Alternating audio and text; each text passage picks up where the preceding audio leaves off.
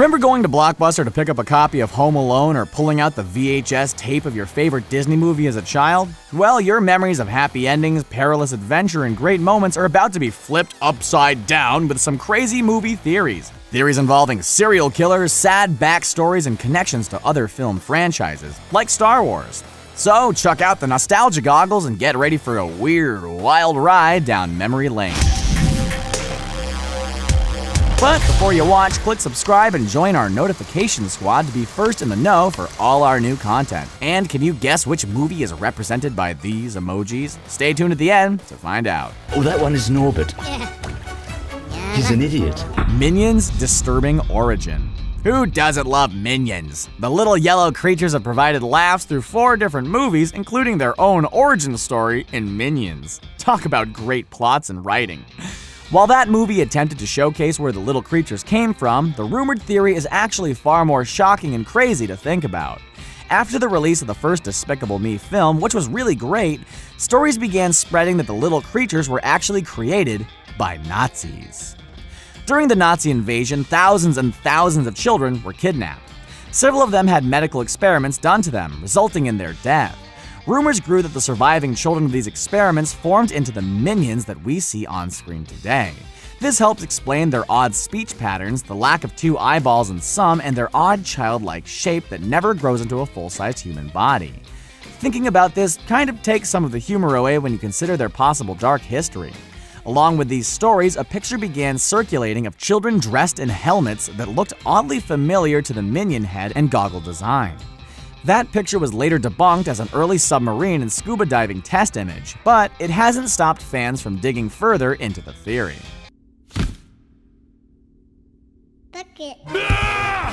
Boo is a witch. She barely said any words, but one of the most lovable characters in the Pixar universe was Boo from Monsters, Inc. The little girl really connected with Sully, and many tears were shed when the two were forced to separate at the end of the film. Boo obviously never forgot about Sully, and many fans have speculated that she spent her whole life looking for him again. Then, next time that Boo would supposedly pop up in a Pixar movie, she would look completely different. In the film Brave, Merida visits with an old witch that many people believe is Boo. Using the same magic doors that transported the monsters, Boo was able to travel through space and time on her never-ending search for the big guy. One of the biggest pieces of evidence points to a carving of Sully that is featured in the witch's home. Boo also had a stuffed teddy bear that she loved to death. When Merida comes looking for help, she turns her parents into bears. Clearly, her favorite animal. If this theory is true, a crossover sequel featuring Boo and many Pixar characters could showcase her crazy travels through these magic doors. Mermaid off the port bow! Captain Hook killed Ariel's mother. For some reason, Disney characters have always had mother issues. Aladdin's mother isn't in the picture, we witness the death of Bambi's mother, Cinderella has to deal with an evil stepmother, and Belle is being raised by her kooky old father. The same can be said for Ariel. In The Little Mermaid, Ariel is being raised by King Triton, without any mention of her mother. Things change with the release of The Little Mermaid, Ariel's Beginning. The story showcases Ariel's mother and her death at the hands of evil pirates. 2 theories have mixed together to reach one horrific conclusion. Ariel's mother was murdered by Captain Hook. You have to go all the way back to the original Peter Pan to see the seeds for this theory. While in Neverland, Peter visits with mermaids. One of them has red hair and a similar look to Ariel. Rumors have persisted for years that this was her mother. These rumors increased with the release of Ariel's Beginning. The mother character has similar looks in the first scenes of the movie. The theory is that Hook hunted her down to get more information on the whereabouts of Peter Pan. Obviously, when she couldn't provide the information, he used that hook to dice her up and serve some mermaid sushi to his crew. Another glorious morning. Makes me sick! The 4th witch in Hocus Pocus. Through the years, Hocus Pocus has reached cult status thanks to the fun music, Halloween themes, and great acting by Bette Midler. While the Disney film focuses on 3 main witches, a theory has developed over the years that there was actually a 4th witch in the film. Allison, one of the film's main characters, has been pegged as a protective good witch that sets out to destroy the Sanderson sisters before they can wreak havoc on her town. It makes sense that the city of Salem, Massachusetts would have more than just those 3 witches. The evidence quickly piles up to make the case. Allison's family has lived in the town for more than 300 years, dating all the way back to the Salem witch trials. Allison is the one who brings them to the witch's house and manipulates Max to do what she needs. She is also very knowledgeable about witchcraft in general and is a good source of information for the characters. By the end of the movie, she was able to protect her town, destroy the witches, and end the curse that had plagued Salem for so many years. If a sequel is ever made, this idea could be explored more, or maybe Allison will find her evil witch side. Toy Story 3 and the Holocaust. Pixar movies are supposed to be happy events filled with wonderful characters, great comedy, and some of the most famous voices in Hollywood. The start of Pixar came with the release of the original Toy Story. After the first sequel, the franchise hit a dark tone for Toy Story 3. On the surface, there were scary and intense scenes involving Lotso Bear, stealth, and a huge incinerator. Never mind the fact that Bo Peep had completely disappeared from the group without a proper goodbye or explanation. Breaking down the film even further, and many fans have discovered the film's connections with the Holocaust. It may sound far-fetched, but there are a lot of similarities and connections to those terrible events. As Andy prepares to leave for college, he must leave his toys behind without much of an option. This parallels to the Jews being left behind by several nations. There's one point where Buzz Lightyear even suggests that they hide out in the attic, much like Anne Frank and others looking to escape. The Sunnyside Daycare is also a representation of the awful concentration camps from the Holocaust. The dumpster and incinerator are similar to the terrible deaths and gas chambers that many people suffered through. Yes, it's a dark and awful theory. Hopefully Toy Story 4 is a little bit brighter. The deaths in The Nightmare Before Christmas. Even multiple decades later, The Nightmare Before Christmas remains one of the most creative children's movies ever made. The songs, sets, animation, and story have all mixed to create classic film moments and iconic characters that are a huge part of pop culture. Among all of the unique parts, the characters really stand out. While they may all look like unique designs from the mind of Tim Burton, there is a theory that each character design has a deeper meaning. Actually, each member of Halloween Town showcases the gruesome death they suffered before getting banished there. Jack Skellington was burned and can now handle all types of fire and flames. Sally was dismembered, the evil scientist was poisoned, the mayor broke his neck, the Oogie Boogie was skinned alive, and if that's not morbid enough for you, then take a look at the puppy in Children. Zero was electrocuted, represented by his glowing nose. Lock, Shock, and Barrel suffered being frozen alive, a drowning, and an apparent suicide.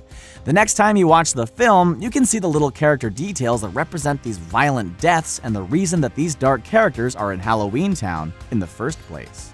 Two can be as bad as one. Donkey?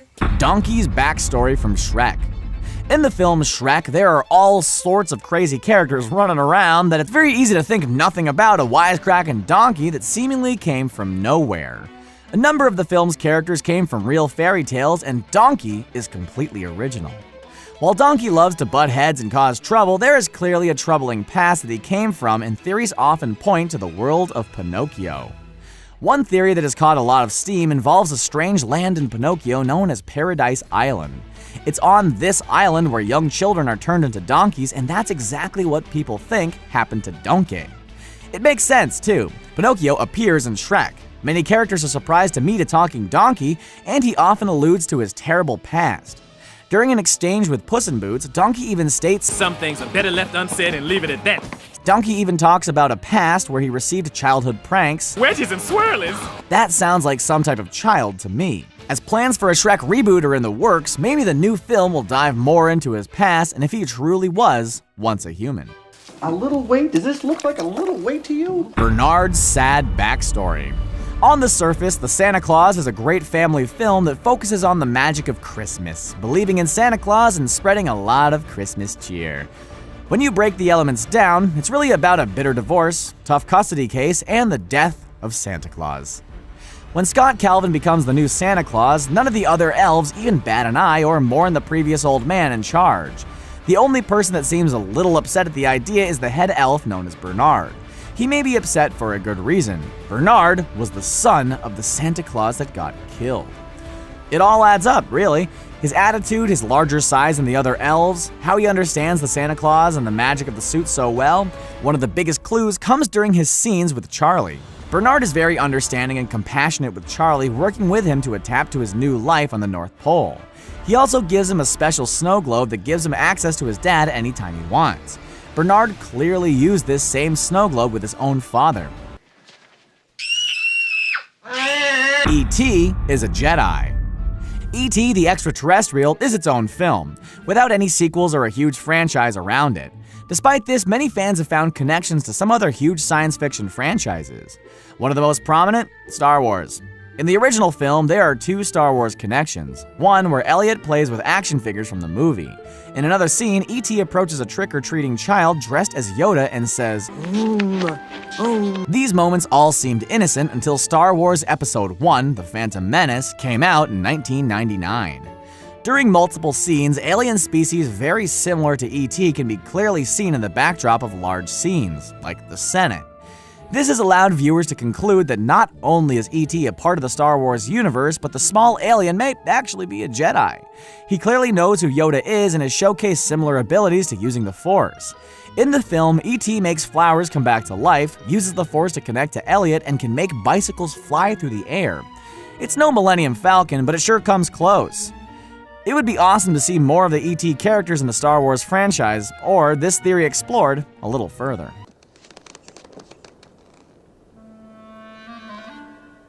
Hello. Kevin is Jigsaw. In Home Alone and Home Alone 2, the biggest highlights of the film is watching Kevin plan and execute his crazy booby traps on would-be bandits Marv and Harry. While his childlike tendencies for holiday-themed violence may be cute and fun to watch, we have to wonder, what if Kevin grew up to become obsessed with torturing people and inflicting even more pain through his traps? Many theories have come out stating that Kevin is actually the infamous Jigsaw from the Saw film series, despite the timelines not fully matching up. Continuity be damned, there are too many similarities between the two characters to ignore this killer theory.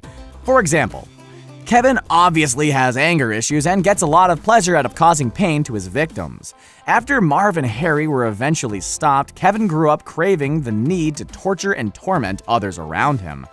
The pressures of society eventually led him to set up his game and get the revenge that he always wanted. There are many examples that can be seen in the Saw franchise, but one of our favorites is the evil furnace from the first Home Alone, which is eerily similar to a furnace trap set in the film Saw 2. We'll have to wait and see if any more Home Alone connections are made in the upcoming horror film Jigsaw. At the very least, we're certain that Jigsaw was a fan of Kevin's antics. Well, there you have it. What theory do you think has the most truth behind it?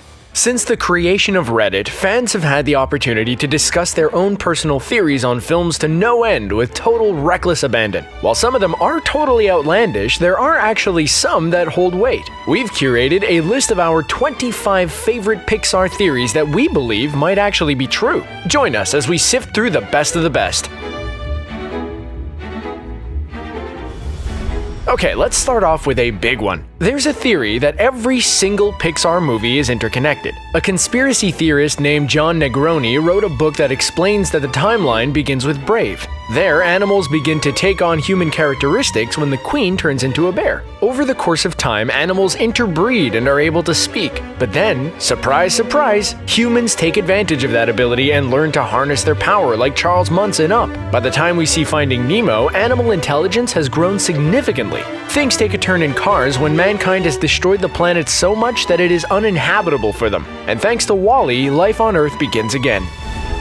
In A Bug's Life, the ant Flick is a free-thinking keener who just wants to help out his colony. When one of his inventions backfires and ruins the harvest, he becomes a social pariah and is exiled. He is determined to right his wrong, and so decides to befriend some bigger bugs to stand up to the grasshoppers who each year take from him and his community. He believes that his new recruits will be the perfect candidates for a bug uprising. At first glance, you may not question this plot. Theorists, however, believe that the story is a metaphor for colonialism and speaks to the historical struggle of the oppressed. The grasshoppers represent the colonizers coming in and taking resources and exercising their military power on the minorities, the ants. Pixar's Up is truly one of the most devastating movies we've ever seen. It should come with a warning before that opening montage, because that first couple minutes of the movie are straight up scarring. For those of you who have seen it, you'll know that at the beginning of the film, we see a sweet couple of kids meet, grow old together, and then the woman tragically dies and leaves her husband heartbroken. A theory suggests that after Ellie passed, Carl died shortly after of a broken heart, and what the movie is his adventure in the afterlife. We hope that if this is actually true, it means he will be reunited with his sweetie and that they'll be able to spend eternity together. In Finding Nemo, there is a theory that suggests that Nemo could be a figment of Marlin's imagination. After Marlin lost his wife and his children, he entered into a period of such intense distress that he went into denial about the whole thing and fabricated the idea of one of his sons surviving to cope with the loss. What we know to be a beautiful father-son tale could actually be one big metaphor for Marlin going through the stages of grief. When Nemo gets captured by the fishing boat, he experiences anger and will stop at nothing to get him back. The last step, acceptance, happens at the end of the film when Marlin is finally able to let Nemo have independence. In Toy Story 2, we meet the character Wheezy, a pitiful little penguin who was shelved due to his broken squeaker. When Woody discovers Wheezy gathering dust, he's lodged in between two books, embarrassed at his predicament. He tells Woody his woeful tale, that he tried to yell for help but no one could hear him, and then alerts the toys about the upcoming yard sale. One theory about this little sad sap is that he is secretly a villain. Fans suggest that after logging multiple hours alone on the shelf, he became jealous of Woody and the gang and used the yard sale as a way to get the other toys sold. With Woody out of the picture, Andy might give him more attention. If you recall, at the end of Monsters, Inc., Sully totally ghosts Boo and she's left questioning why her new blue friend has disappeared. A theory suggests that after this heartbreak, Boo decides to learn how to time travel so she can track down her pal. Because she's logged some hours in Monstropolis, Boo knows that the secret to jumping from place to place lies in the magical hanging doors. While traveling through time and space, Boo finally lands in the world of Brave, where she meets Merida. Because we can see a carving that looks very much like Sully in one of the scenes, we believe Boo is the witch and has spent all this time looking to reunite with her old friend. Another Monsters, Inc. theory is that Bing Bong from Inside Out was actually a monster who worked with Sully and Mike. At Monsters Incorporated, monsters are hired to be what is known as a scarer and are assigned multiple kids to haunt at night. Doors are activated and used as portals to their bedrooms so they can visit places all over the world. By the end of the Monsters, Inc. movie, Sully and Mike discover that kids aren't dangerous and toxic as they were taught, but rather wonderful and kind. More importantly, they discover that children's laughter is actually stronger than their screams. Fans believe Bing Bong was sent to Riley to collect her laughter energy, but Riley believed he was just an imaginary friend. In Toy Story 2, we meet Jessie, the fast-talking, feisty cowgirl doll who immediately won our hearts. Fans have reason to believe that Andy's mom was her previous owner. In the films, Andy is seen wearing a cowboy hat that matches Jessie's. Also, in Jessie's origin story, we see an image of her lying on a bed beside the very hat Andy wears. Coincidence? We think not. We also think that Emily gets her son to play with vintage toys from the Roundup gang because she's nostalgic for her past. We lost our minds when Jessie was dumped in a donation bin, and now we know who's behind the heartbreak. So it all adds up that Andy's mom is the true Toy Story villain. Case closed. In Cars, upon hearing Owen Wilson's voice and watching action-packed races, you were probably having too much fun to contemplate its deeper meaning. But one teeny tiny detail that zooms past the average viewer is that there are no humans in this world. Given that these cars are clearly man-made, we can deduce that at some point humans were present to wipe down those windows and pump those tires. Fans have two theories that explains the eerie absence. One is that the cars decided humans no longer served them, so they turned against mankind and ran them all over, creating a particularly gruesome amount of roadkill. And the other very feasible explanation is that humankind was wiped out by their own pollution. Let's all make sure to be environmentally conscious so this theory doesn't turn into reality.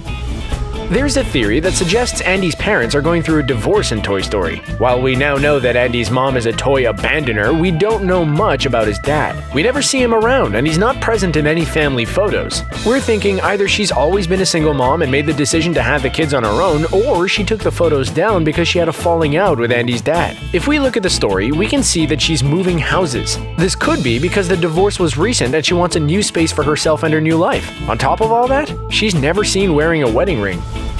If you've seen Ratatouille, you'll remember that at the end of the film, the very snobby and very French food critic is moved by Remy's dish. He gives it a sensational review and admits it reminds him of his mother's cooking. Fans decided to investigate more about this critic's past and discovered something incredible. In the first scene of the movie, Remy and his family are forced out of an old woman's house. In her kitchen, we see various objects like a teapot, some jars, and stove handles. These exact same objects are in Ego's memories when he has a flashback at the end of the film. So that means that the old woman at the start of the movie is actually Ego's mother. That's why Remy can cook the dish so perfectly. Mind blown.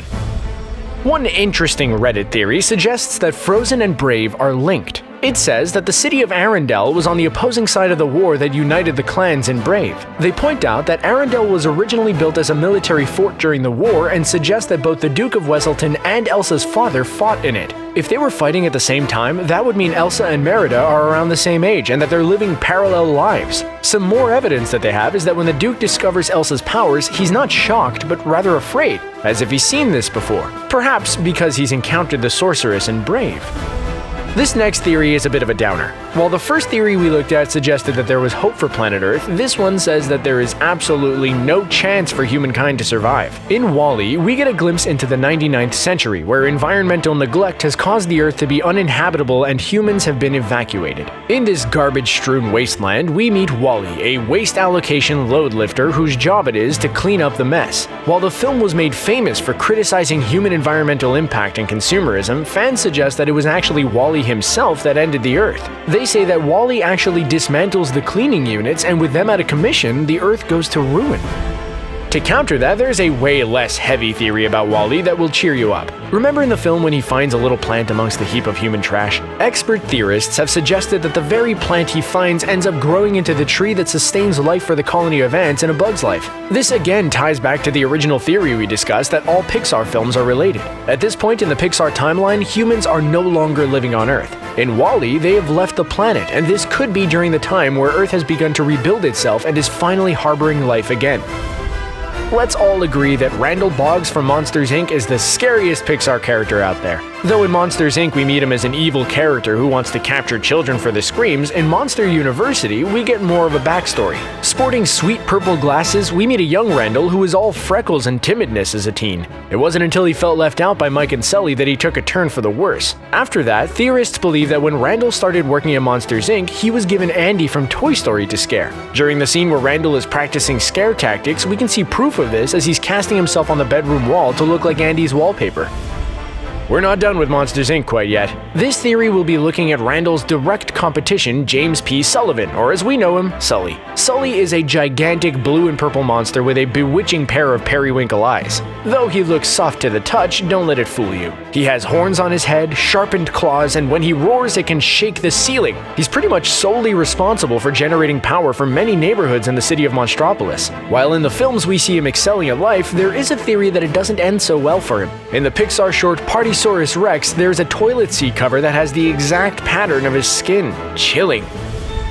Our next theory ties into the initial theory that we covered that says all Pixar films are connected. Apparently, the monsters from Monsters, Inc. evolved from primitive man. Once upon a time, humans and monsters lived in harmony, and no two monsters looked the same. They were unique, with everything from scales to fur, and they came in all colors of the rainbow. In the special features on the Monsters, Inc. DVD, it explains that monsters and men once lived side by side, but monsters were eventually driven away. They hid at an enchanted island where magical fruit gave them physical characteristics of the animals that ate them. Having evolved into unsightly creatures, they decided to head back to the humans and use scare tactics to feel superior.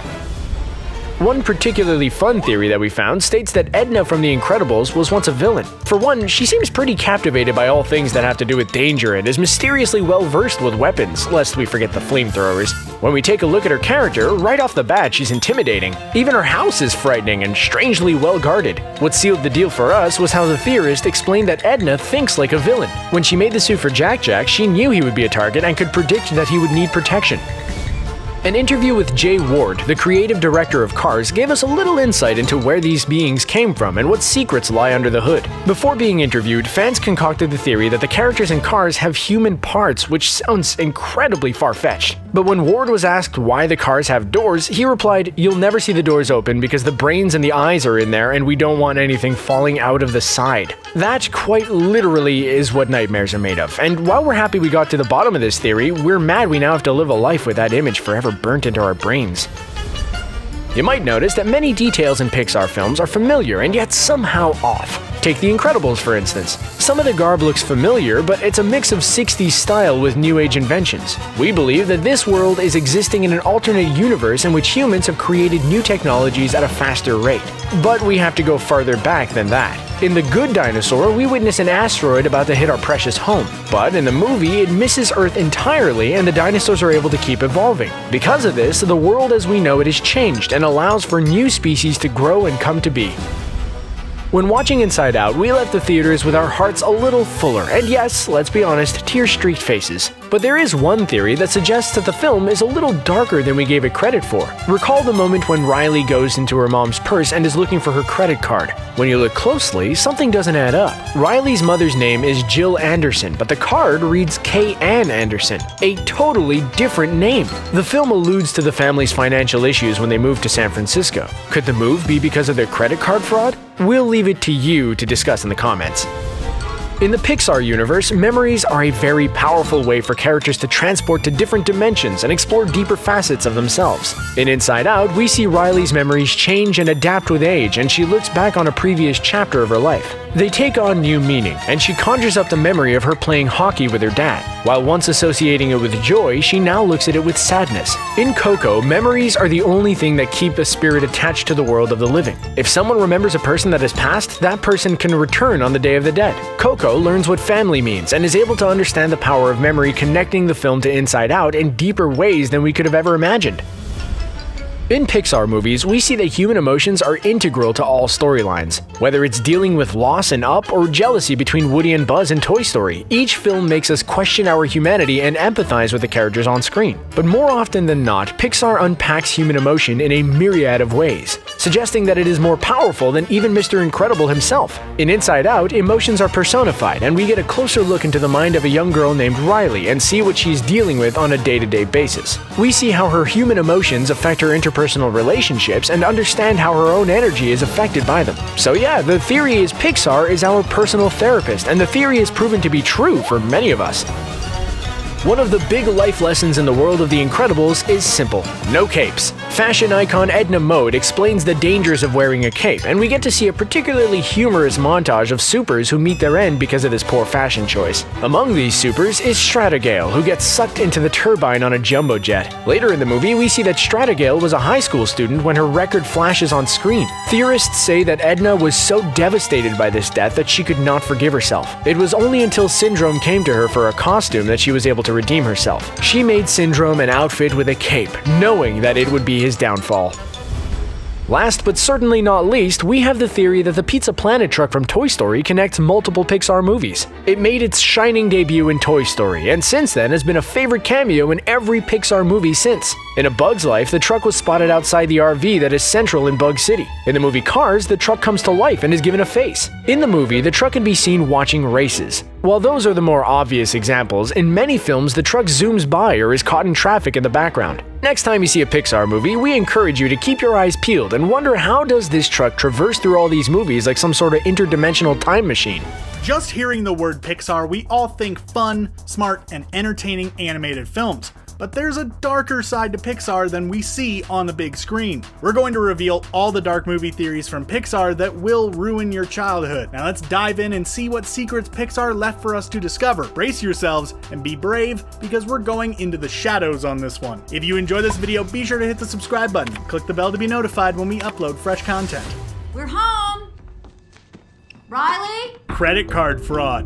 One of the most controversial Pixar theories is the accusation that Riley's mom in Inside Out has committed credit card fraud. Many fans have very distinct and opposite opinions on this theory. Unfortunately, it seems like the dark side has won again, and we're not talking about Darth Vader here. In the scene where Riley decides to steal her mother's credit card, we get a quick glimpse of the back of the card and the strip that her mother has signed. Her mother's name is Jillian, or Jill Anderson, but the back of the card is signed K. Ann Anderson. Did Riley's mom steal someone else's credit card, or get one in a fake name? This could explain why the family had to move so quickly to another city, which caused Riley the emotional stress that drives the story of the film. The fact is, we really don't get much backstory on Riley's parents at all. The fan claimed that Riley's finger was covering the first name, and so the theory was fake. However, on closer inspection, it sure does appear as K. Ann Anderson, really making us wonder if this dark criminal theory was planted by Pixar to start the wonderful journey we experience in Inside Out.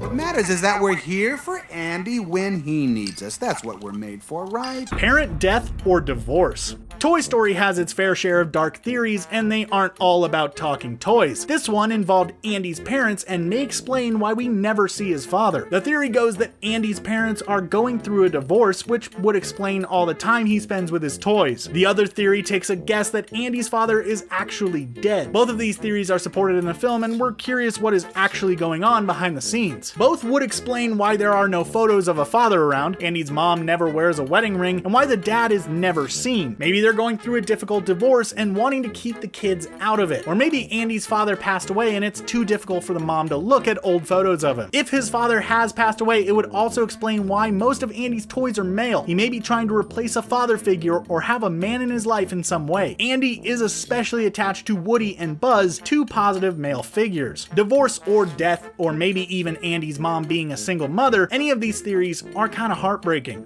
Go to sleep.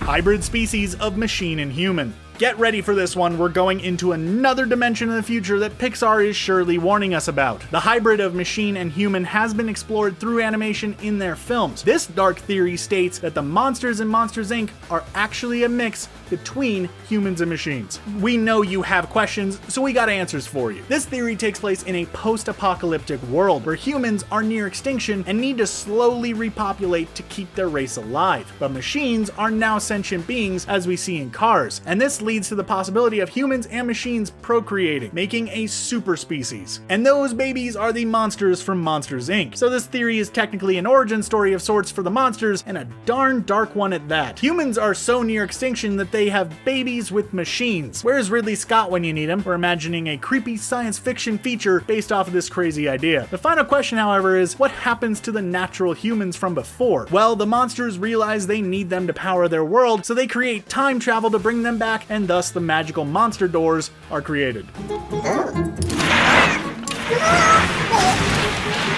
WALL-E destroyed the Earth.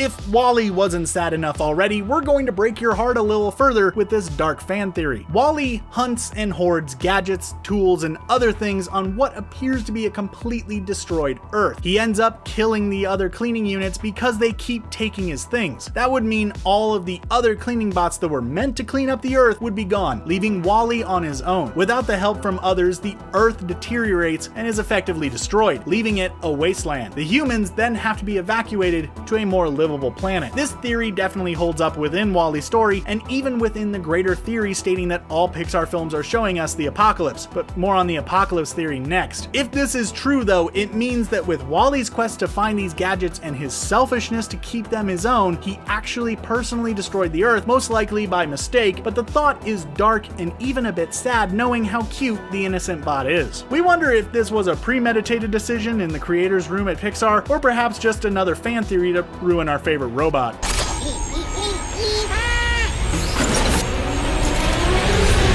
The apocalypse has come. The After Hours team at Cracked made a pretty big discovery one night when they proposed that all Pixar movies are about the apocalypse. We've all heard the theory that all the Pixar films take place in the same universe, but this one takes that epic and famous fan theory one step further. What is Pixar warning us about the future? Maybe Pixar is more of a sci-fi realism kind of place than a fun animation studio. Let's dig into this dark and threatening fan theory right now. The theory ultimately states the extinction of humanity, which even saying that sentence gives us chills. Maybe not human extinction, extinction, but at least humans being banned from the earth by cars, toys, bots, and inanimate objects, tired of being enslaved by humans their entire lives. All the films are headed towards one ultimate conclusion, that humans are no longer wanted, and that is where most of the Pixar films begin, after humans have been cast aside. Obviously, we start with the films with humans, such as Toy Story, Inside Out, and Ratatouille. After these stories, when cars come along and have banished their would-be slave drivers, the apocalypse begins, finally ending with WALL-E, described as Cyborg Jesus, to come and rule over Earth along with Eve after its destruction.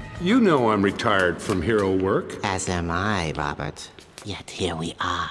Double Agent Edna. Let's take another classic Pixar film, The Incredibles, and flip it upside down to ruin your innocence even further. You can thank us later. This theory comes from Tumblr and 4chan, which involves that famous no cape scene. When Mr. Incredible goes to Edna mode to get a new superhero costume, Edna won't stop talking about all the superheroes that have died in horrific ways because of their capes. Stratagal is one of the superheroes who was taken down by her cape, getting sucked into an airplane engine. When you look at Stratagal's stats, you see she was a mere adolescent, a high school student. Thinking about her cape getting stuck in an airplane engine is pretty dark, seeing as that would most likely take down the entire plane, killing everyone on board. If this is true, it makes complete sense that Edna would be so adamant about no capes. She has a massive bit of guilt over Stratagal's death. The supers were also sent into hiding, perhaps because of this plane accident they were most likely blamed for. Now, the only redemption in this theory is that Edna also designed Syndrome's suit, and knowing he was going to the dark side, she made sure he had a cape to help out her super clients in any way she could. Seeing as Syndrome's cape took him down in the end, Edna really is the secret superhero of the film. Essentially, Edna contributed to Syndrome's death. So play nice. Sid the Villain, an anagram of Disney. This theory gets a little personal between Disney and Pixar. Obviously, both are now owned by Disney, but there may be some deep-seated resentment lingering from creator John Lasseter that made it into his first feature at Pixar, Toy Story. John Lasseter previously worked for Disney and was fired because he was adamant about advancing digital animation, which threatened the classic animation style of the studio. Many animators felt frightened by Lasseter's ideas, so Lasseter went to work for Lucasfilm, which was all about advancing technology and special effects. From there, he went on to found Pixar and made digital animation famous, just as Disney made cartoons. Other young, innovative artists left Disney or were fired, such as famed director and writer Tim Burton. All that said, John Lasseter's first film, which he wrote and directed, was Toy Story, with a main villain that was the evil kid by the name of Sid, short for Sydney, which is actually an anagram of Disney. The theory suggests that Lasseter gave the villain this name on purpose because he was fired from Disney. Fast forward, and now he's awkwardly working for Disney once again. Guess they finally caught on to his genius.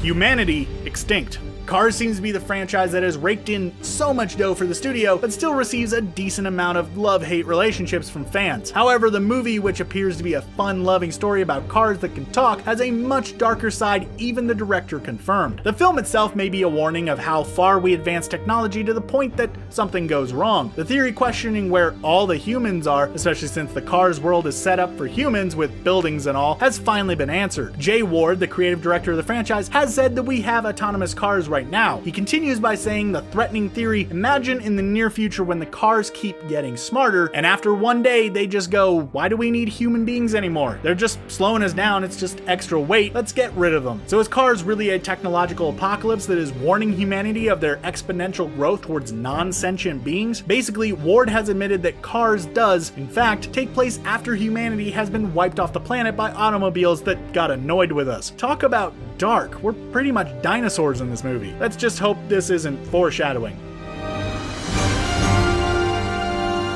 Toy Story 3 equals the Holocaust.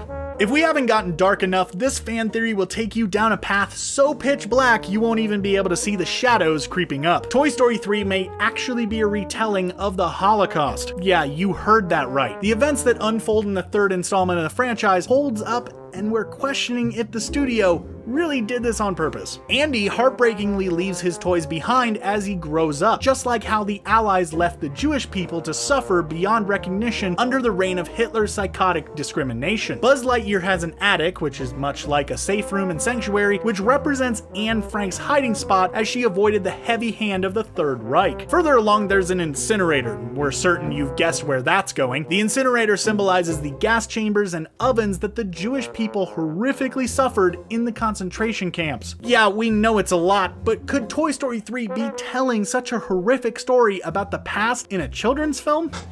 Hi! You'll like Amy. She's an artist.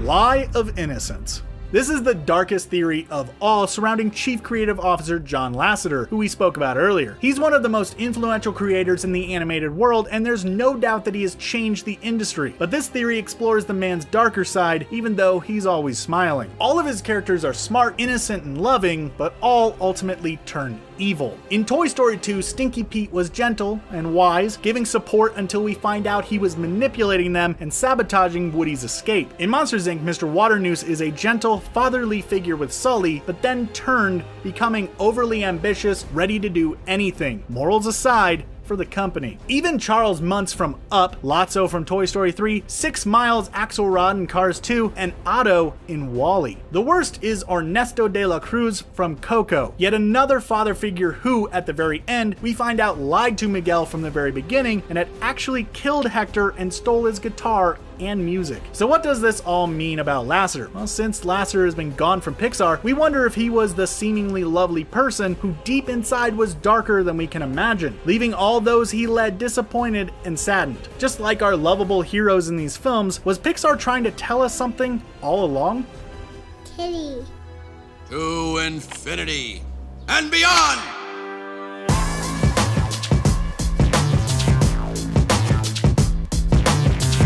Welcome back, Screen Ranters.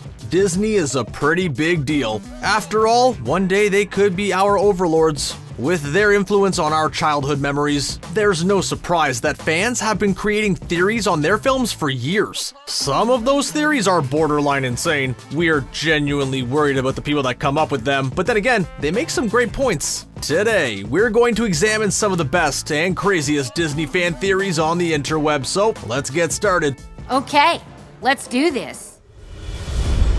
Disney may have a magic crystal ball. 10 years ago, they predicted the current state in our world entangled. The eerie connection has spread across social media as fans revisit classic Disney films. Entangled, Rapunzel is locked up and isolated in a castle by Mother Gothel. Rapunzel is not allowed to leave the castle at all. Sound familiar? Many have likened this to the self-isolated quarantine in place across countries around the world. But that's just a coincidence, we hear you think? Well, it gets weirder. The castle is based in the kingdom island of Corona. However, after Rapunzel has been in isolation, her world gets a lot brighter, as Flynn Rider rocks up to help her in the next stage of her life. Rider could represent the relief that we could all experience once quarantine has been lifted. It's spooky how similar the film is to life right now.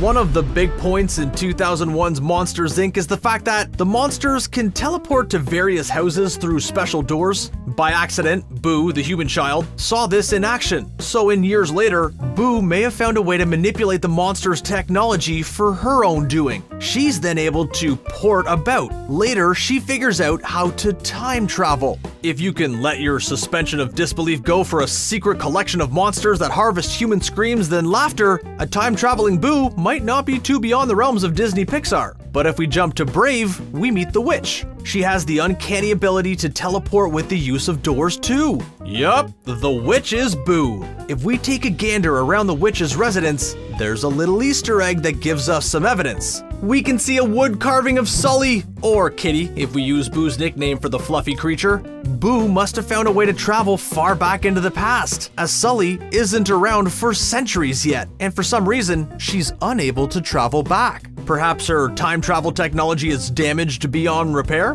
No matter how, she's now stuck in the land of Brave. During 1989's The Little Mermaid, we never got to meet Ariel's mom, Queen Athena. In a later direct-to-video prequel film during 2008 called The Little Mermaid: Ariel's Beginning, we find out what happened to Athena. It turns out she was slain by a group of pirates that hit her with their boat. As a result, Ariel's dad, King Triton, hated humanity. It's not exactly a cheery backstory. However, this film might not be the first time we see Athena. We might have seen her in 1953's Peter Pan. There, we see Pan and Wendy meeting a group of mermaids. Two of the mermaids are redheads, but the one with their hair down looks rather similar to Ariel. This theory believes that this redhead is the future Queen Athena. The group of mermaids then splash Wendy and later admit to trying to drown Wendy due to her gender. Perhaps the people of Atlantica didn't know that their beloved queen was actually a terrible person. Anyway, the theory also states that the pirates that took out Athena may have been working for Captain Hook or Hook himself. After all, the mermaids are very scared of Hook during their Pan scene. Perhaps it's a little bit of foreshadowing for Disney. Foreshadowing that was 30 years in the making.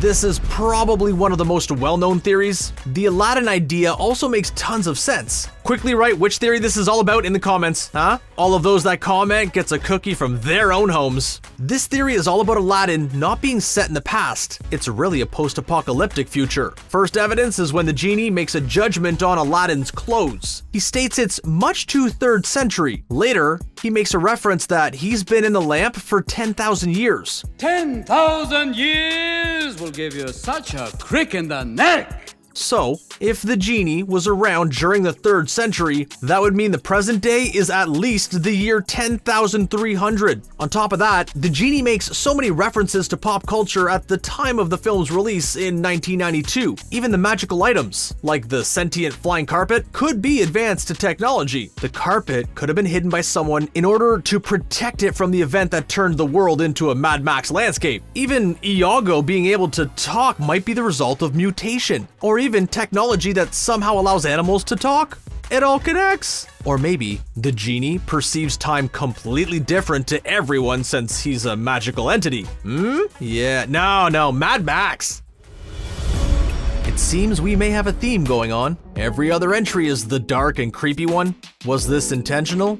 Oh yeah, you betcha. Now, for our next trip down Sorrow Lane. This theory involves Finding Nemo, the cute, feel-good story about a father locating his lost fish child. Well, what if we told you that Nemo isn't lost because he perished long ago? We find out in the film that Nemo's egg siblings and his mother, Coral, were all destroyed from an attack by barracudas. Well, what if Nemo never made it either? Instead, Marlin is imagining that one of his offspring survived the savage attack. Firstly, the word Nemo is translated as nothing in Latin. Either Marlin passively aggressively dislikes his son, or it's because it's literal. Nemo doesn't exist. To go further, the film can be split into the 5 stages of grief. Denial, Marlin doesn't want Nemo to go to school. Anger, screaming at Nemo when he swims too far. Bargaining, Marlin travels across the ocean to look for Nemo. Despair, witnessing Nemo being flushed down the drain. Acceptance, Marlin finally lets go of his past that haunts him. Yep, it's bleak, but it does give this film about a lost fish a lot more depth as a result. Well, going from that somber story to something a little more cheerful, in 2015's Inside Out, we meet Bing Bong. He's the imaginary friend of Riley's childhood. We first meet him as he's stealing memories from Riley for some reason. It's weird and a little unsettling moment. It's also never addressed, so we have no idea what the creature was doing with the memories. Comment below on your theories. Anyway, in order to save Riley, Bing Bong sacrifices himself by jumping off the wagon so Joy can get back to headquarters. Then he slowly fades away, thus implying that Bing Bong bit the big bullet. But we have some good news. Bing Bong, the real Bing Bong, might be alive and well, as this creature shares a lot of similarities to the beasts in Monsters, Inc., as he too is very animal-like in his appearance with over-the-top coloring. Bing Bong may have visited Riley as she was a child in order to harvest her laughs. With the positive association, Riley created a goofy memory of the monster. So, that's what we see perish in the memory dump pit. A memory, not the actual Bing Bong. He might still be out there, harvesting all the laughter to his heart's content. Now back to a bittersweet entry. You're welcome. 2009's Up was a heart-wrenching film, but it might get a little more wrenching. This theory goes with the idea that once Carl loses his court case, his home, and is meant to go to a retirement home, he passes away in his sleep that very night. The rest of the film is Carl on his way into the afterlife. After all, the amount of balloons and helium required to lift a house is far more than Carl would have left over from his selling days. The rising up of the house represents when a soul moves into the spiritual world. With the afterlife in mind, Russell isn't a plucky kid. He's actually a guardian angel to help take Carl into pastures new. Russell's badges are tasks that the angels need to meet in order to gain his wings. So the assisting the elderly badge is more spiritual than simply mowing their grass. This theory also explores how Kevin the bird represents a muse or a higher calling, as well as how Doug the dog represents a transition. Say, the one Carl is taking at that moment. Months, on the other hand, is a representation of Lucifer or evil intentions. Up Now sounds more like a John Constantine comic than a Disney flick. Toy Story is a pretty horrifying tale when you think about it. The toys we've thrown downstairs, forced to battle, or leave to collect dust on a shelf may actually be sentient through all of this. After this franchise and 1998's Small Soldiers film, we can't trust our plastic chums anymore. Anywho, this theory is all about Jessie the yodeling cowgirl. Yep, that's her full name. In Toy Story 2, we discover that Jessie was abandoned by Emily as she becomes a teenager. Since then, Jessie struggled to trust anyone, let alone human kids. Eventually, she changes her mind after a lot of hijinks. So far, the identity of Emily is unknown. We've only seen brief flashbacks from Jessie's perspective. However, one theory points to Andy's mother being the girl that threw away Jessie. In the first film, we see Andy playing while wearing a human-sized version of Jessie's hat, not Woody's. As a result, it makes sense that either Andy found the hat in his mom's items, or she gave it to her son. After all, we still don't know Andy's mom's first name. We only know her as Mrs. Davis. Maybe it's Emily. Once Jessie finds that her previous owner was related to the Emily that haunts her, there will be a lot of problems. Yay, a comedic moment that may actually be horrifying. That's what makes a great theory. In The Emperor's New Groove, Kuzco gets turned into a llama by mistake due to being, well, a terrible leader. Shortly after, the llama-fied Kuzco walks through a creepy jungle, even though Pacha tries to tell him it's a bad idea. But Kuzco does what Kuzco does. During that not-so-fun jungle experience, we see a fly get caught in a spider's web. It pleads for help before it gets eaten. Funny, right? Well, it won't be in a moment. We find out that in the world of the Kuzconian Empire, that animals that can speak were once human. They have been turned into animals by some crazy means. Kuzco can't understand other animals when he's interacting with them. Only through their gestures does he get an idea of their meaning. So the only explanation is that the fly was a human that ended up in a similar situation to Kuzco. Just they ended up becoming a snack for a big, scary spider. While Kuzco learns to be a decent person, Kuzco even looks disturbed by the fly-eating incident. Perhaps he knew that he and the fly were sharing a similar path, so watching a person being eaten will definitely be a tad upsetting. We finish off with one Frozen theory in a film littered with fan theories. For more on those, watch our video on the best Frozen fan theories here.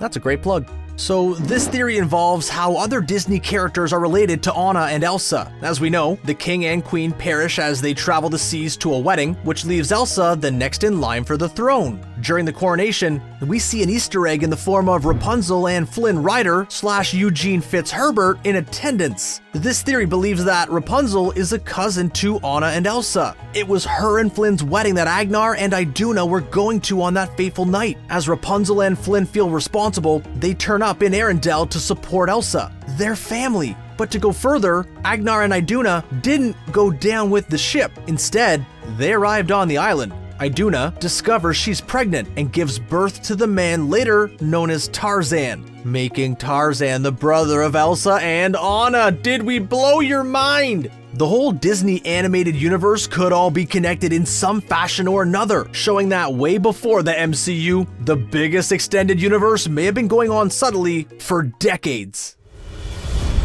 Everyone has fond memories of the Snow White film, the dwarves that are defined by a singular emotion, the creepy woman turning up with an apple and being obsessed with feeding it to Snow White, which she eats with little prompting, as well as the prince turning up to Snow White's funeral and making out with her with the no one in attendance, viewing this as concerning behavior. Wow, anywho, this theory is about when the prince plants the kiss on Snow White. The theory is that this isn't actually the prince, but is the literal manifestation of the Grim Reaper. The Reaper is commonly known for wearing a black cloak or being a sassy British guy in Supernatural.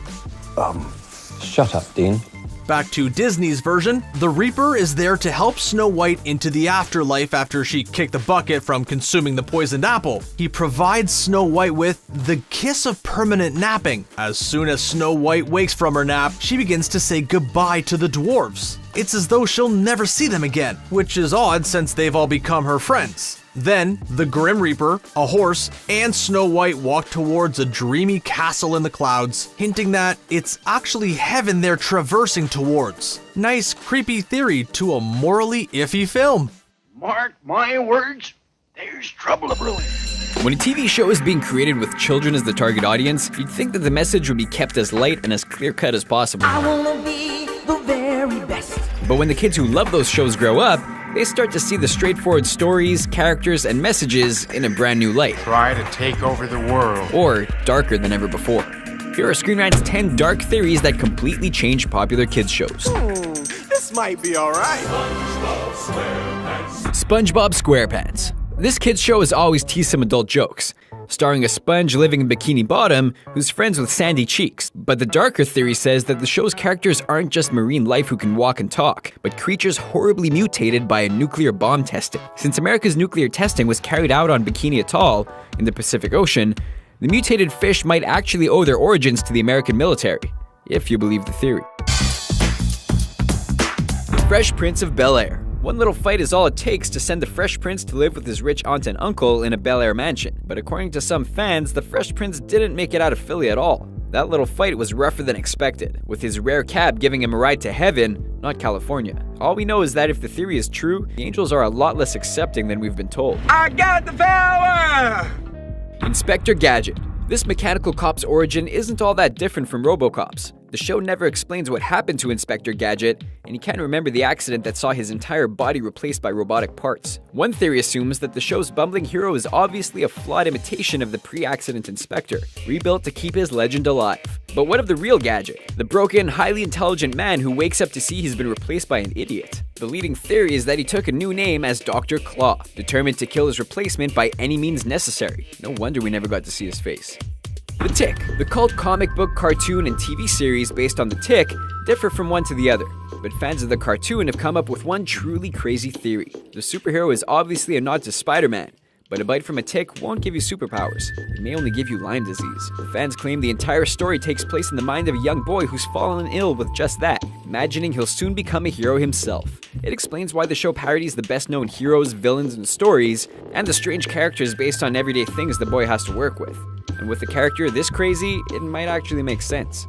The Jetsons meet the Flintstones. Everyone's favorite Stone Age family was just as well known as their futuristic counterparts, the Jetsons. But what if the two families weren't separated by thousands of years at all? What if the Jetsons just happened to live among the future's super rich, in cities in the sky driving flying cars, while Fred and Wilma are forced to live like cavemen down below, with only engineered dinosaurs to use for technology? It explains why dinosaurs can actually talk, but in such a dark dystopian theory, it's a wonder fans have adopted it so quickly.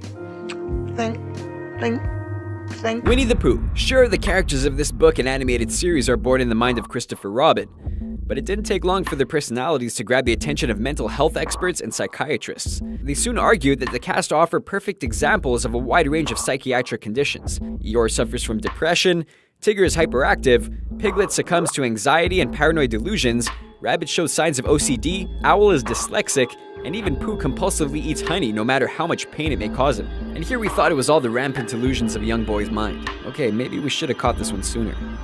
Pinky and the Brain. They started as a pair of supporting characters on WB's Animaniacs, But these two laboratory mice soon became stars, with one a genius and the other insane. But what if fans have been getting their intellects all mixed up this whole time? Brain might seem like the genius, but his plans to take over the world are usually nonsense and never work. Instead, it's Pinky who sees the problems ahead of time and is constantly keeping Brain from taking over anything. All this time, we never realized that Pinky was just a weird genius defending the entire world. Seems fans owe him an apology. Pokemon. Fans of the anime series know that its hero, Ash Ketchum, never ages a day or faces an obstacle he can't beat. But what if the ageless Ash can't be hurt because he's already dead? It's a dark theory, but not a completely unhappy one. In the first episode, Ash and Pikachu are almost killed by a flock of birds before a lightning attack wipes out the birds and Ash. When the two wake up, they catch a glimpse of a legendary Pokemon flying overhead, one that grants eternal happiness to anyone who sees it. That's as fitting a metaphor for the afterlife as we've ever heard. Babar. A walking, talking elephant may seem innocent, but it's hard to miss the real message at work here. After leaving the jungle behind for Paris, an old lady teaches Babar how to dress, how to read, and how to speak. When he finally returns home with this education, Babar is chosen as the new Elephant King, reshaping the jungle and the animals in the image of Western society. But remember, the story was written in turn-of-the-century Europe, after the continent had spent centuries trying to do the exact same thing to native people around the world. There were lessons to learn from Babar, but we never realized that defending colonialism or the civilizing of savage people was one of them. Saved by the Bell. Life couldn't be any better for Zach Morris. He never has a bad day, he can talk his way out of any trouble, and he's even able to stop time itself to talk to the camera. It seems too good to be true. So what if it is? After all, the actual title and theme song of Saved by the Bell makes school sound like Zach's worst nightmare, just hoping for the bell to set him free before his alarm clock starts it all over again. Fans have an explanation. The show is total fantasy. The real Zach isn't popular, good-looking, or powerful. What audiences see is the life he dreams about once his actual school day is ended. Talk about depressing, but also comforting. Nobody could ever be that cool in real life. Those are the dark and incredible fan theories that forever changed our idea of hit children's shows. But do you know any we missed? Share them in the comments, and don't forget to subscribe to our channel for more videos like this one. Despite being filled with happy moments, great songs, and funny gags, Disney movies have been known to go some pretty dark places. From illegitimate children and chopping off body parts to multiple dead animals. Check out some of the theories making current and classic Disney movies darker than you ever imagined. Before you watch, click subscribe. You'll join our notification squad and be the first to know of new Screen Rant content. Born of cold and winter. Sven's frozen mother. As we saw in Frozen, Sven and Kristoff have a great relationship and bond. They understand each other, share carrots, and were both raised by a family of magical rock trolls. It's just too bad. One origin theory paints their time together a lot darker than it seems. The next time you watch Frozen, take a moment to stop singing along and pay attention to Kristoff's clothes. He is clearly wearing reindeer pelts, a material made of skin like Sven's. As the theory goes, Kristoff is actually wearing the skin of Sven's mother, given to him after she was killed. This is why Sven is so attached to Kristoff. He has the scent of his own mother. Let that sink in for a moment. Take her to the moon for me, okay? Bing Bong's monster life. Bing Bong's death is tragic enough as it stands in Inside Out, but there's one theory that adds more sadness. The theory involves a crossover between Inside Out and Monsters, Inc. The imaginary character of Bing Bong was manifested from an actual monster that used to come through Riley's closet door. Clearly, by the goofy nature and outfit, Bing Bong started his monster career when the company relied on laughs rather than screams. Eventually, Bing Bong lost his door connection to Riley, meaning the poor monster lost Riley both in the real world and in the girl's imagination. Time to cue sadness for a double dose of depression. Boy, you're in a heap of trouble.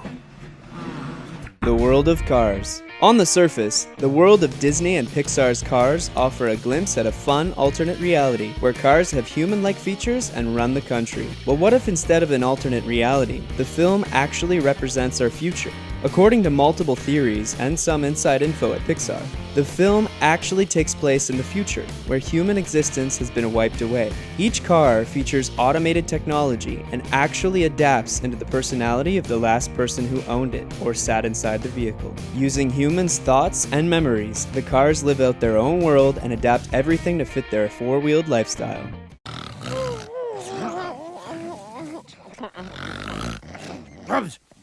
Mufasa's revenge. Mufasa's death at the hands of Scar was as dark and dirty as they come in a Disney movie. But if one theory is true, then Mufasa's was even more bitter. As Mufasa's spirit visits Simba, it's clear he is part of the clouds, sky, and is constantly looking over. But can he also control the weather? Almost immediately after his death, the Pride Lands dealt with an epic drought. Animals were killed off or driven away, and his own lion family nearly starved to death. Despite this, Mufasa keeps the drought going, in hopes of seeing his son Simba rise to the occasion and deliver vengeance. Further proof of Mufasa's weather-controlling powers come from when lightning strikes down at the Pride Lands and rain pours down shortly after Simba's victory. Do you even know what a cybug is? I can't say that I do, ma'am. Killing your groom.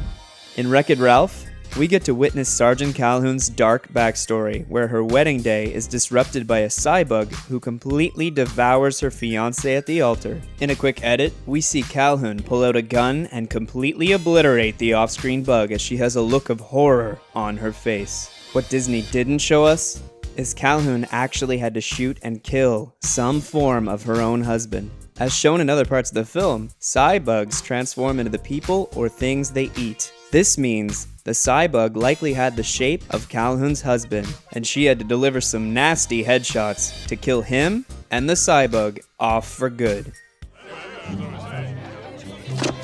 Hello, Belle. Bonjour, Gaston. Gaston's hunting days. In an effort to save time and money, Disney has reused animation throughout the years and snuck it in many different films. Unfortunately for them, they should have never used shots from Bambi in Beauty and the Beast, so this dark theory wouldn't have formed. The theory here is simple. Gaston killed Bambi's mother. Early in Beauty and the Beast, we see Bambi's mother sipping water from a stream.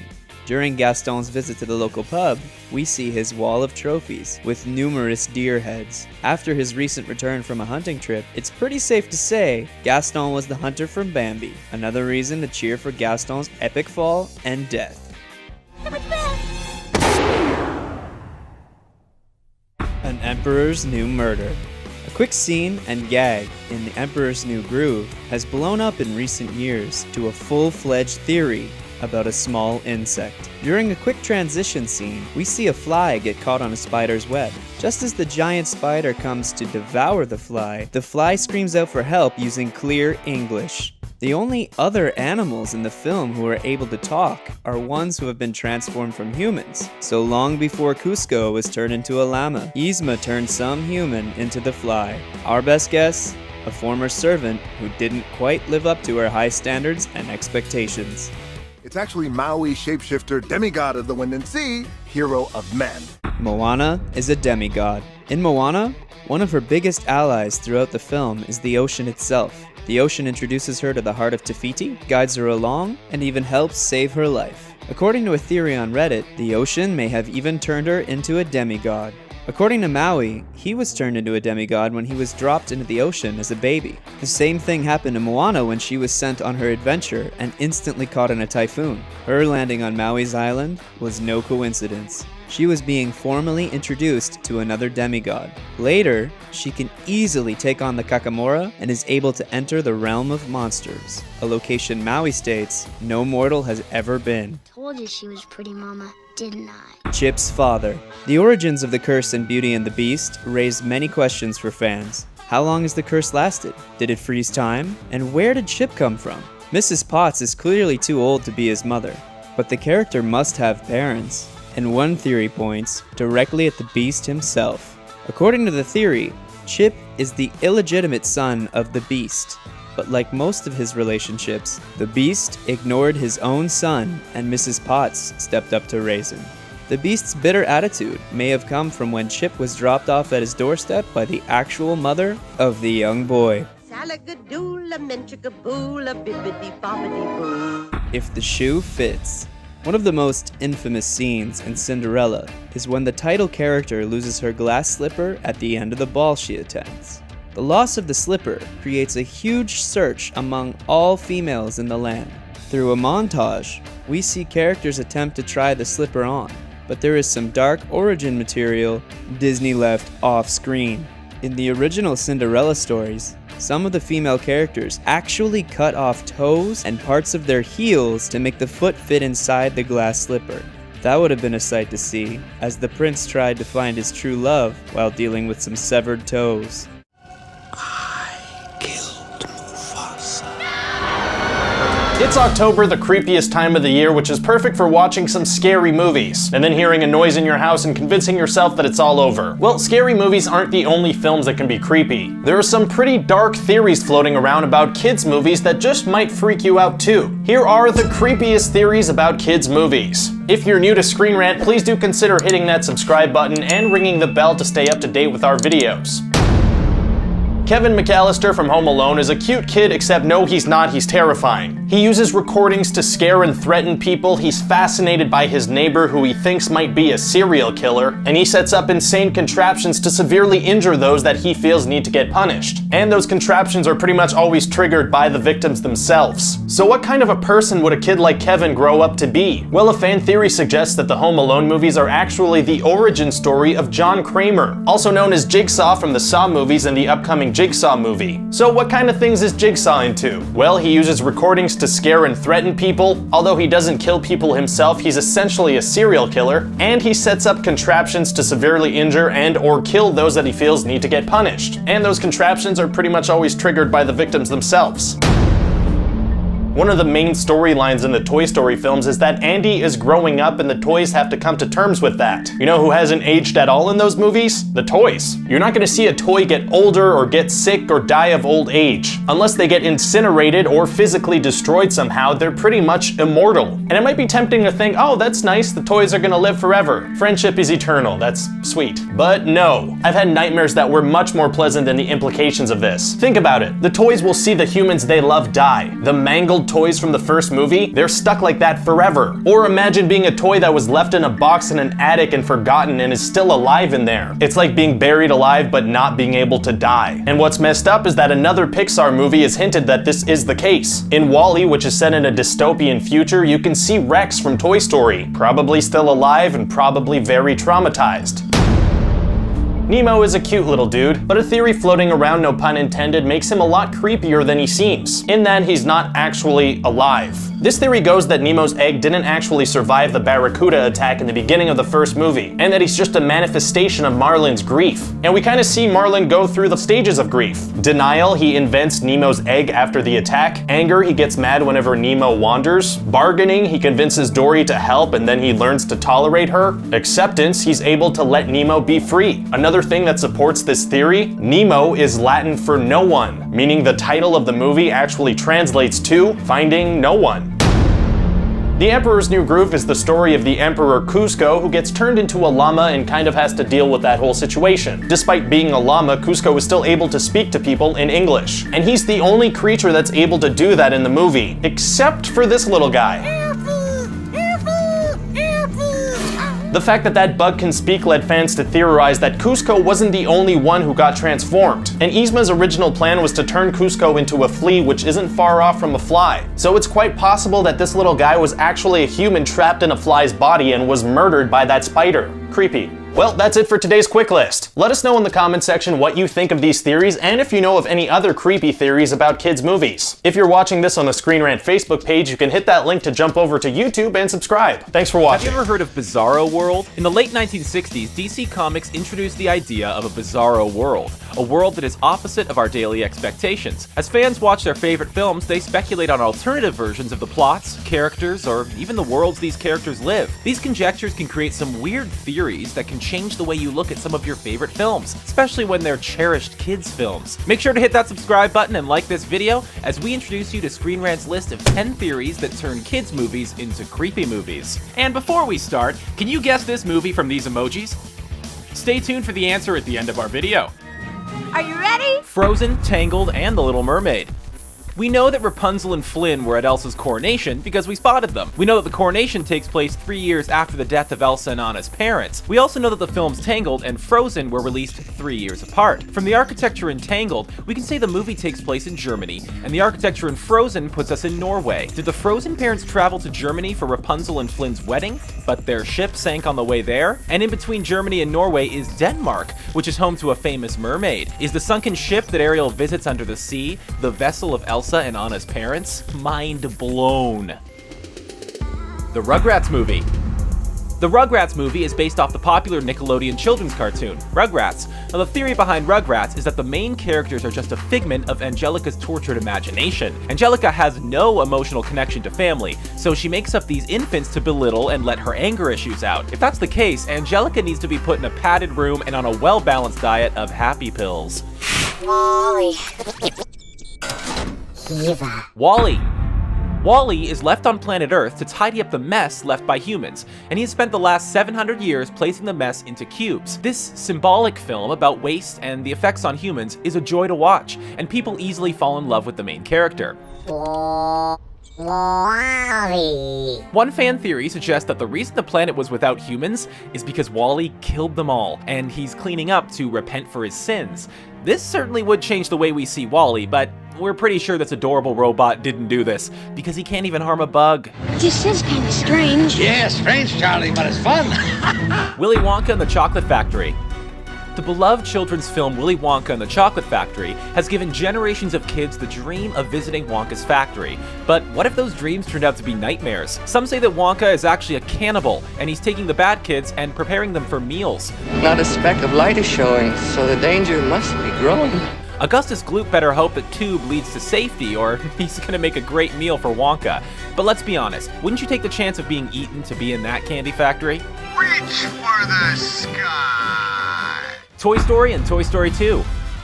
In the first Toy Story film, Andy can be seen wearing a cowboy hat, and then in Toy Story 2, the owner of Jessie has the same kind of hat. It's theorized that Andy's mom was the original owner of Jessie, and she passed down her hat to her son. If this is true, it's sad that Jessie has lived her entire life missing Emily, and when they are reunited, Emily doesn't recognize her. It's understandable for Jessie to not recognize her because she's aged, but Emily seems to never shed a tear. Luckily, Jessie finds love with Buzz and has a new set of friends. Slick tiddlywinking, pint-sized. Wreck-It Ralph. In the film Wreck-It Ralph, there's a fictitious arcade game called Hero's Duty, and the game's main heroine is Calhoun. Calhoun's husband-to-be is eaten at the altar by a cybug, and Calhoun quickly pulls out a pocket chain gun and kills the cybug. In the film, we learn that a cybug takes the form of whatever they eat. Watch it, rookie! These monsters become what they eat! When a cybug eats Ralph's gun, it takes the form of that gun. And when a cybug eats candy, it becomes candy. So Calhoun was actually shooting the love of her life while sporting a wedding dress. Who Framed Roger Rabbit? Who Framed Roger Rabbit brought all of your beloved cartoon characters into one film, but one theory suggests the plot reflects on a dark period of American history. This theory suggests toons are minorities that were being oppressed by whites in a reflection of the Jim Crow era. They are called toons in a derogatory way, being oppressed, kicked out of their homes, and Christopher Lloyd's character tries to assimilate to human culture but cannot, making his character an Uncle Tom. Or it's all about public transportation and a voluptuous cartoon character. You smoke? Mind if I do? Aladdin. When watching Aladdin as a kid, you can't help but sit back and laugh at the antics of Robin Williams' Genie, but when you grew up, you might have wondered how the Genie knew Rodney Dangerfield or Jack Nicholson. How does he know what a 1950s muscle car looks like or what an applause sign is? One theory is that Aladdin actually takes place in the distant future, after a horrific nuclear war. The Genie even complains about the accommodations in his lamp. 10,000 years will give you such a crick in the neck! Or maybe the Genie can time travel, and that's why he's going to Disneyland at the end of the movie. Either way, we loved Williams' jokes, and wouldn't have it any other way. You know, sometimes I amaze even myself. Star Wars. Some will argue Star Wars is not a kid's movie, but go check your shelf and count how many Star Wars figures you have up there, then get back to us. This theory suggests the treasured characters R2-D2 and Chewbacca are actually traitors. R2-D2 avoids getting his memory deleted, and Chewbacca uses Han Solo as a pawn. And we're gonna stop right there, because we love these two characters and feel this theory is traitorous, and the person who thought of it needs to meet Lord Vader. Pull yourself together! The Incredibles. Atlas Shrugged is a novel by Ayn Rand, published in 1957 about the philosophy objectivism. The Incredibles is about a married pair of superheroes who are forced to live mundane lives after all superpowered activities have been banned by the government. Mr. Incredible's talents are wasted in an office, and his son Dash is forced to never show his super speed, exactly what objectivism is against. The main villain, Syndrome, wants to give everyone the technology to be whatever they want so everyone can be equal, once again being the essence of objectivism. This is a deep theory for a kids film, and all we want to know is the plot of Incredibles 2. There you have 10 theories that turn kids movies into creepy movies. And the answer to the movie emoji is Did you get the right answer? Let us know in the comments below. Check out our friends over at CBR for fun vids about TV, movies, music, gaming, comic books, and tons of other cool pop culture stuff. And don't forget to like the video and subscribe to Screen Rant for more fun videos like this one.